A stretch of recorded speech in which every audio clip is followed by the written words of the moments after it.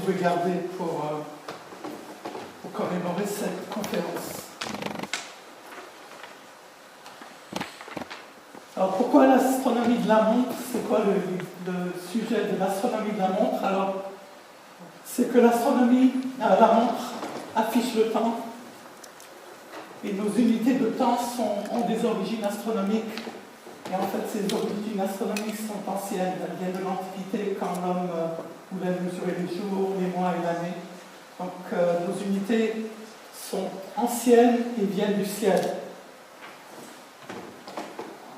Alors ça, c'est ce qu'on appelle l'astronomie élémentaire. Je vais parler du jour aujourd'hui.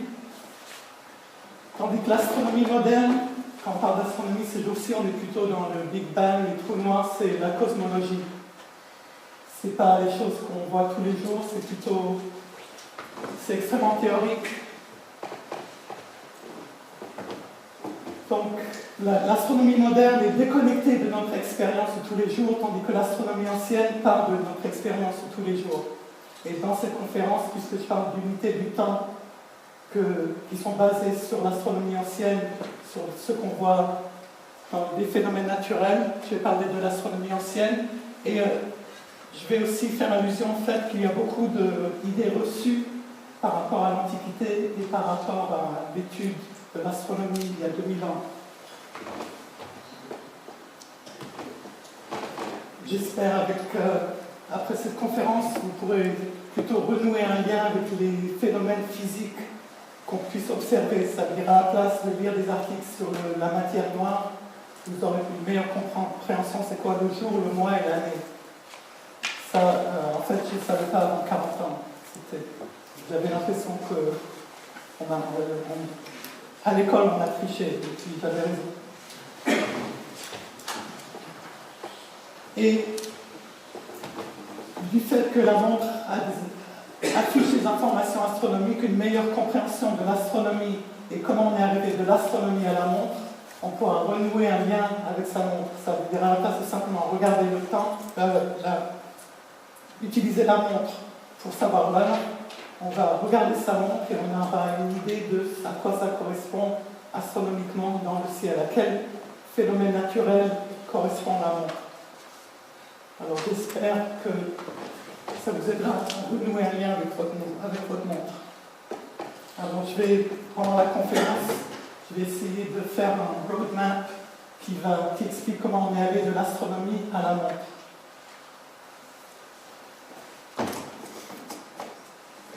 Alors si vous regardez le questionnaire, la première question c'est quelle est la définition astronomique du jour? Je peux vous demander combien de chansons savent c'est quoi? Combien de réponses? Oui, ah oui. C'est M. Rogero, il écrit des articles sur les rouages lunaires. Alors.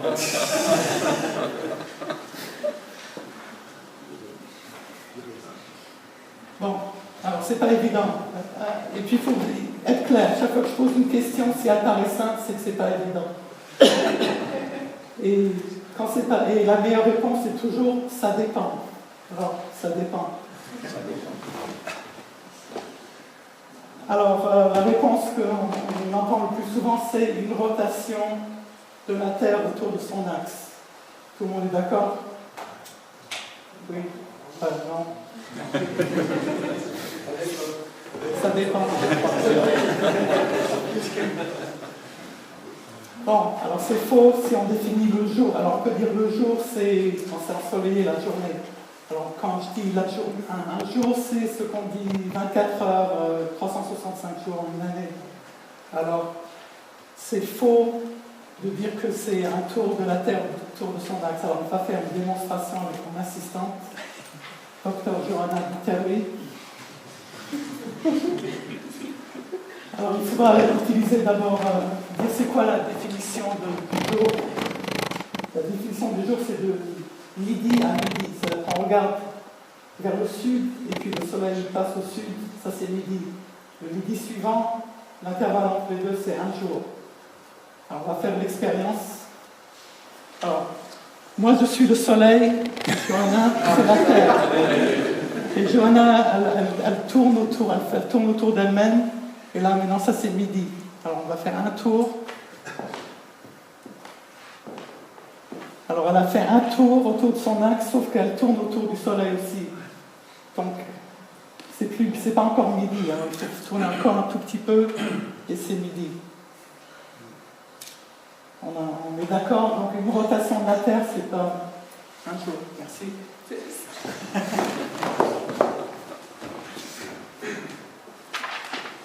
Ça, c'est le diagramme, donc c'est le même diagramme, et l'intervalle, la différence est 3 minutes 56 secondes.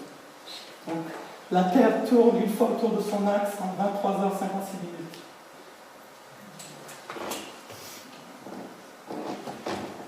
Il y a une autre définition, on a dit que moi j'ai dit le jour c'est, et on est là, il y a le soleil à midi, et puis j'attends qu'il revienne à midi. Donc en fait ce que j'ai vu c'est que le soleil a fait un tour autour de moi, et c'est ça que j'ai appelé un jour. Donc la définition correcte du jour c'est un tour du soleil autour de la Terre. Tout le monde est d'accord que le soleil tourne autour de la Terre?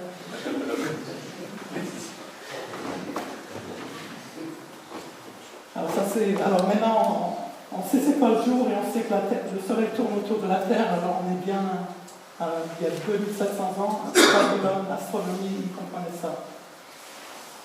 Bon. Ce qui mène à la question, à l'idée reçue, l'astronomie ancienne est nulle, parce qu'on croyait que la Terre était au centre du monde et que le soleil tourne autour de la Terre. Ce qu'on sait est faux. Alors, on va poser la question, est-ce que c'est la Terre qui tourne autour du Soleil ou le Soleil autour de la Terre? Alors, c'est quoi la réponse? Ça dépend.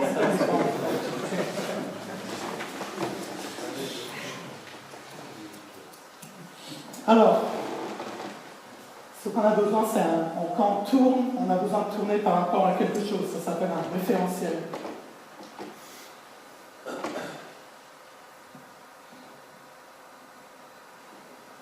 Du point de vue de chacun, tout tourne autour de lui.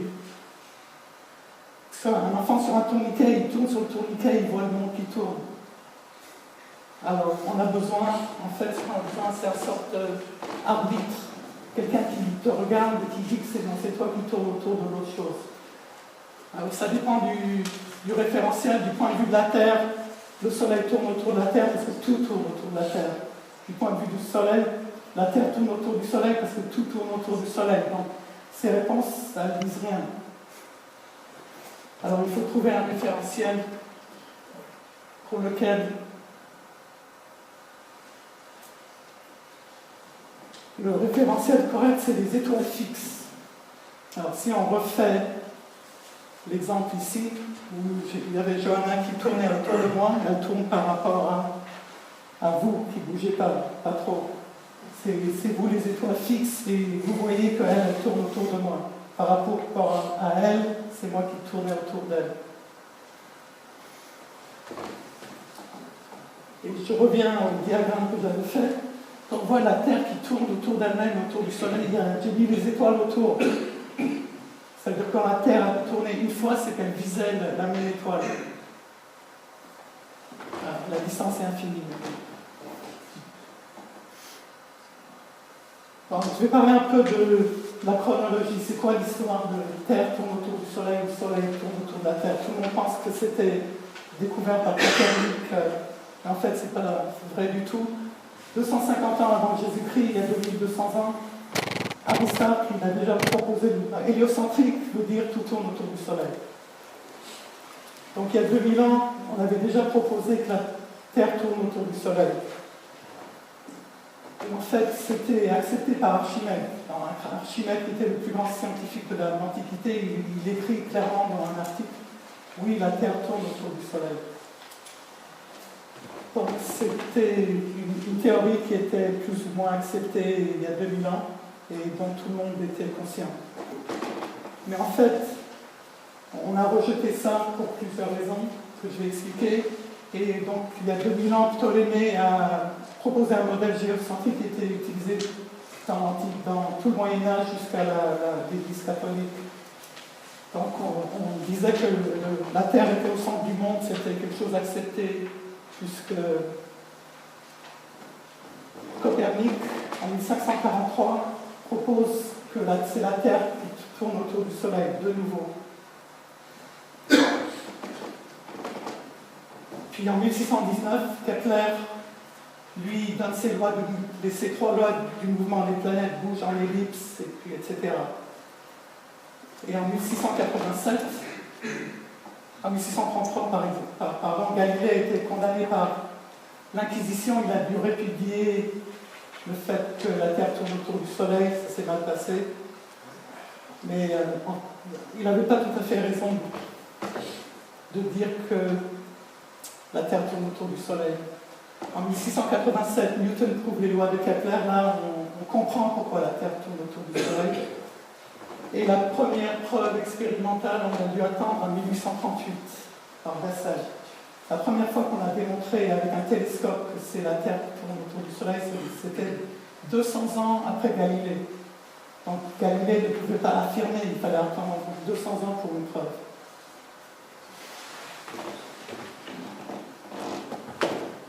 Alors en fait, tout ça démontre que cette question-là, elle n'était pas pertinente il y a 2000 ans.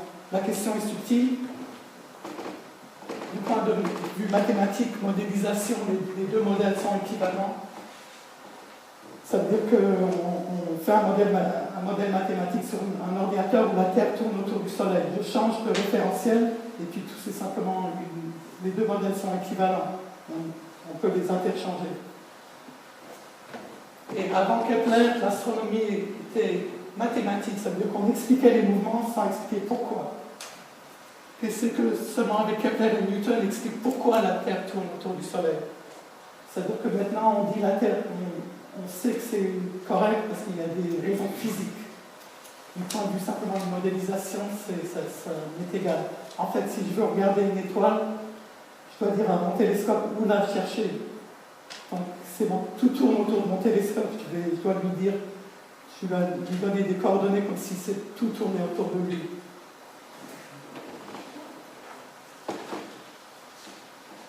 Donc c'est beaucoup plus pratique pour les observations de faire l'hypothèse que tout tourne autour de la Terre. Donc la question n'était pas pertinente en Antiquité et l'astronomie ancienne avait raison de dire que c'est la Terre qui est au centre du monde. Alors, l'idée reçue était qu'ils étaient nuls, mais en fait ils avaient raison.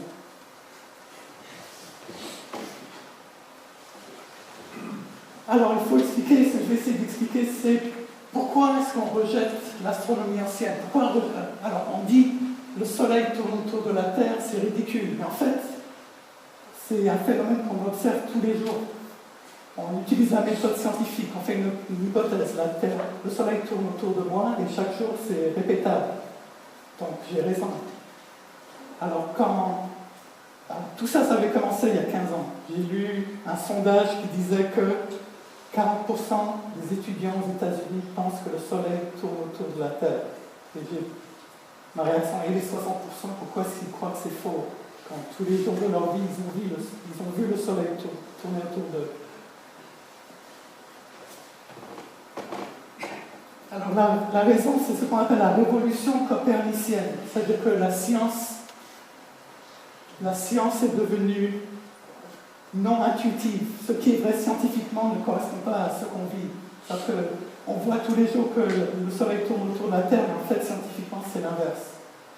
La matière est composée d'atomes. Alors, on ne voit pas ça dans la vie courante. Alors, pour être quelqu'un, c'est devenu une obligation culturelle de dire que tout ce qui est science intuitive et ancien et dépassé et pas bon. Ça, c'est la révolution copernicienne. Et l'autre, je faisais allusion au début de la conférence, on est devenu déconnecté des phénomènes naturels de tous les jours. Parce qu'on se dit, oui, c'est scientifique, forcément, on n'y comprend rien. Alors, en fait, c'est intéressant de voir les conséquences. Il y a des conséquences un peu étranges. J'appelle ça la globalisation de la révolution copernicienne. Alors, avant 1850, tous les globes terrestres étaient droits. C'est-à-dire que le pôle nord en haut et le pôle sud en bas. Alors, en fait, vers 1850, si on a un globe comme ça dans son salon, les gens arrivent et disent tu penses que la Terre est au centre de l'univers, toi, parce que tu as ton globe qui est là, tout tourne autour du globe. Alors, culturellement, c'est plus possible. Alors, après 1850, presque tous les globes sont inclinés à 23 degrés pour démontrer qu'en fait, on sait pourquoi il y a les saisons, c'est parce que la Terre est inclinée et le Soleil tourne. Et comme ça, on a un globe qui démontre qu'on est un homme ou une femme moderne et qu'on a rejeté les idées fausses de l'Antiquité. Sauf que ce globe-là, il n'est pas très utile. Ça veut dire que pour voir quelque chose dessus, c'est incliné. C'est comme si les Genève, ils ont incliné leur carte à 23 degrés. Ça veut dire qu'ils se sont perdus, mais au moins ils savent que la Terre tourne autour du Soleil. Et puis il y a eu des dommages collatéraux. Alors ça c'est un globe céleste. Si on va dans le magasin, je suis allé chez la Nature et Découverte à Paris le mois dernier, puis un globe céleste incliné à 23 degrés. Il n'y a aucune raison. Sauf pour les fournisseurs de socles, parce que c'est trop petit. Il n'y a pas de socle. C'est horrible, parce que pour cette conférence, j'ai essayé de trouver des globes 3. Alors j'ai fait tout, j'ai dû faire des recherches en dessin pour trouver un globe. Pas seulement ça, mais Google Earth. La Terre, elle commence à incliner à 23 degrés au départ. Parce qu'autrement, on pense que ça, la Terre est le centre du monde. Alors, après, ça devient droit. Alors, j'ai incliné mon globe ici à 23 degrés, pour être de rigueur, sauf ce globe ici de Ulysse Narbonne. Lui, il est tout droit. Ce qui est correct, absolument correct. Bon, maintenant, je vais faire ma pause publicitaire. Quelle est la définition astronomique de l'année? Alors, il y a des astronomes ici. Monsieur Jérôme. Quand le soleil passe au point vernal de l'équinoxe de printemps. Alors, pas besoin d'aller au cours pour monsieur Jérôme. Et pourquoi c'est le point vernal et pas le solstice? Parce que c'est l'intersection de l'équateur céleste et de l'équateur terrestre. Donc c'est plus facile à... voilà. Ok, pas besoin d'y aller. Et puis c'était aussi le printemps, donc le renouveau de l'année, les saisons, enfin les cultures. Voilà. On plante. Voilà. Bonne réponse. Quelle est la définition astronomique du jour sidéral pour les astronomes? Moins évident. Ben ça, c'est quand c'est le temps sidéral, c'est quand l'étoile passe au milieu. Non. En 23h56 minutes. Non. Non. Il faudra venir au cours. C'est pas ça. Alors le temps sidéral, on pourrait penser que c'est une étoile qui revient. Non, il y a un centième de seconde de différence. Ah oui, c'est à cause de la précession des équinoxes, c'est ça. Bon, alors mes réponses. Alors nous, on s'appelle de ça où on va en cours. Bon, alors maintenant, on sait c'est quoi l'année. Ça veut dire qu'on est arrivé à 150 avant Jésus-Christ. Donc on a progressé par rapport aux Babyloniens.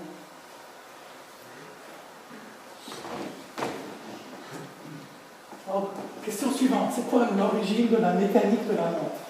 Alors alors les horloges mécaniques apparaissent à la fin du Moyen-Âge. Vers 1300, on a les horloges qui sont complètement mécaniques avec des poids moteurs et puis l'échappement à verge. Alors, la réponse standard, c'est que c'est ça les origines de la mécanique horlogère. Alors en fait,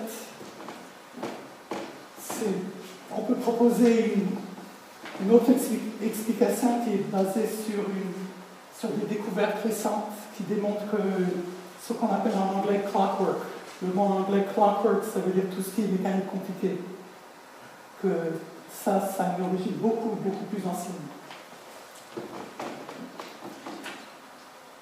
Alors bon, ça c'est simplement un roadmap qu'on a d'astronomie élémentaire, l'astronomie grecque très poussée, l'horlogerie mécanique 1300, ça on est d'accord, il n'y avait pas d'horloge mécanique avant 1300 et la montre. Alors il y avait en 1900, on a fait une découverte à une île qui s'appelle Anticythère. Anticythère, ça veut dire contre-cythère, c'est comme pasta et antipasta. Et on a découvert beaucoup d'objets qu'on a réussi à très bien dater environ 80 avant Jésus-Christ. Donc c'est au sud de la Grèce. C'était un naufrage. Et en 1901, un de ces objets se fait remarquer après avoir éclos suite à l'exposition. Alors on a pris tous les objets, on les a mis dans le musée à Athènes. Et puis c'était comme dans un film de science-fiction. Un an plus tard, il s'est ouvert. C'était une exposition du bois il s'était préservé dans l'eau, mais au bois il s'est cassé. Puis on a trouvé 82 pièces en tout, qui sont toutes là. Et quand ça s'est ouvert, on a trouvé qu'il y avait des engrenages dedans. Et puis ça a été daté environ 100 avant Jésus-Christ. Donc c'est extrêmement ancien, on est absolument d'accord que c'est ça la période. Et en fait, personne n'a rien compris du tout. Ça a pris 70 ans avant qu'on commence à comprendre un peu c'était quoi, ce que ça faisait. Et on a utilisé, parce qu'on voit des engrenages, mais il n'y a rien qui couvre l'autre. Alors en fait, on doit faire comme un scanner. On doit regarder à l'intérieur. On a utilisé la tomographie, rayon X, etc. Jusqu'en 2006 et en 2008, maintenant on a une relativement très, très bonne idée comment ça marche. Alors la première modélisation, c'était par un historien de sciences, David Price. Il y a une reconstruction physique, donc un modèle physique qui existe en 2006 par c'est un artisan, il travaille dans le musée, mais il fait du travail avec ses mains. Et puis il y a des articles qui sont parus dans Nature, qui est le magazine scientifique le plus prestigieux, avec environ 20 auteurs, dont Yannis Pitsakis qui est ici, présent. Yannis Pitsakis, ici, juste au coin. Alors Yannis Pitsakis est un des fondateurs du Anti-Kepler Research Project. Alors si vous avez des questions, il faut aller vers lui parce que c'est l'expert.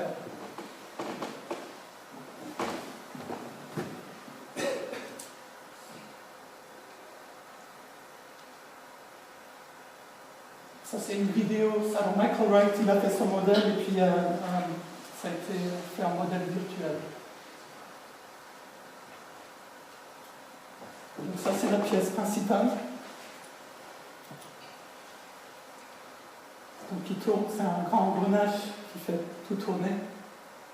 Et ça c'est donc une année solaire.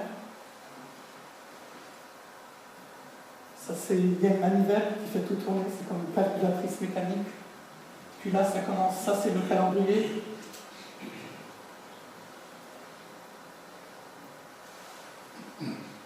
Ça y est la Lune. Et puis il y a un nouveau mécanisme pour contrôler la Lune, il y a les éclipses.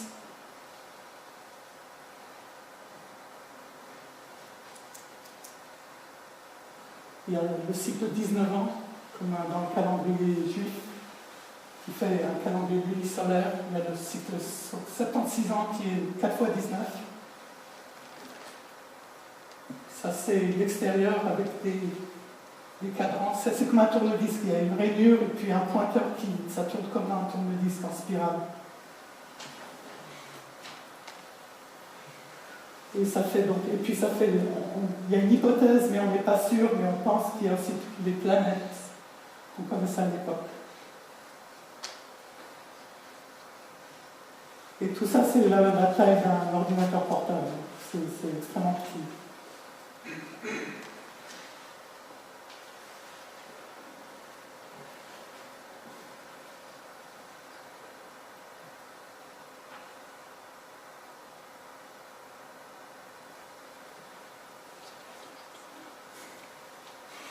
En fait, ça c'était utilisé probablement par des astrologues.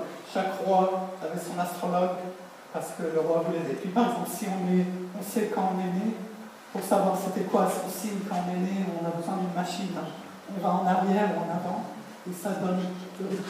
C'est complètement automatisé, et on sait c'est quoi les deux signes astrologiques, etc. Tout ce qui était astronomique pour faire un horoscope à l'époque. Alors on voit la Lune qui tourne avec les phases de Lune, et puis on voit les planètes qui vont en avant et en arrière. Parce qu'une planète, ça bouge par rapport aux étoiles, mais ça va en avant et parfois ça rétrograde.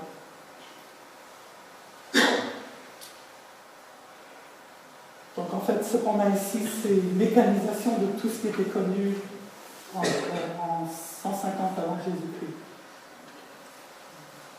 Et puis, donc, tout le monde est presque sûr que c'était enfermé dans une boîte en bois, avec une manivelle pour tout faire tourner.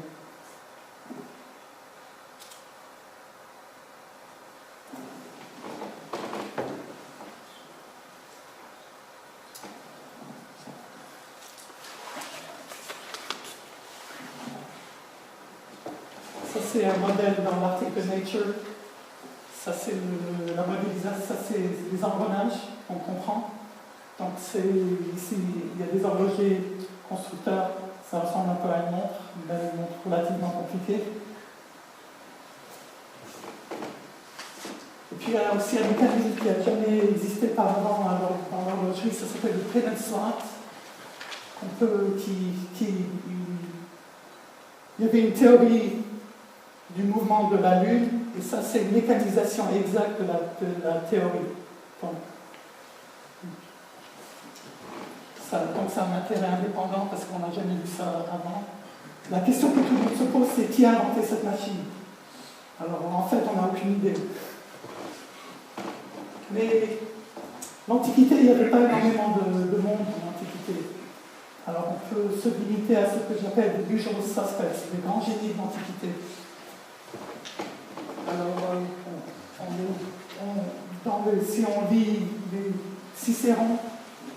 Cicéron a vu une machine qui était faite par Archimède. Donc on sait qu'Archimède a fait un planétaire similaire. Et puis on croit que ça a été fait à l'île de Rome 100 ans plus tard. Et puis il y avait un astronome à l'époque qui s'appelait Hipparque, qui était un des plus grands astronomes de l'Antiquité. Donc peut-être que c'était lui qui avait quelque chose à faire avec ça. On ne sait pas. Et actuellement, il y a beaucoup d'articles qui sont écrits chaque année qui essaient de retracer ses origines. Alors en fait, on commence que maintenant à vraiment bien comprendre. Et qu'est-ce que l'Antiquité nous a appris? Alors ça réfute l'idée reçue. L'idée reçue que les Grecs anciens n'étaient pas intéressés par la mécanique. C'est écrit assez souvent qu'ils ne voulaient que faire des théorèmes sans application. En fait, on voit, ils faisaient des machines. Et c'est une confirmation de leur connaissance scientifique. Il y a une citation d'un informaticien qui dit « La science, c'est ce que nous comprenons assez bien pour expliquer un ordinateur. » Donc cette machine-là confirme ça. Et puis, c'est que la mécanique clockwork, comme on dit en anglais, elle a 2000 ans. Même si on ne faisait pas des horloges, on faisait les mécanismes d'horloge il y a 2000 ans. Et aussi, on peut dire que l'horlogerie s'est inspirée par l'Antiquité, par la continuité de cette mécanique, et aussi par la montre anticitaire de Hublot. Alors, Hublot a fait une réplique exacte dans l'anticitaire, pièce unique, sauf pour les planètes, mais c'est déjà pas mal sans les planètes. Et c'est M.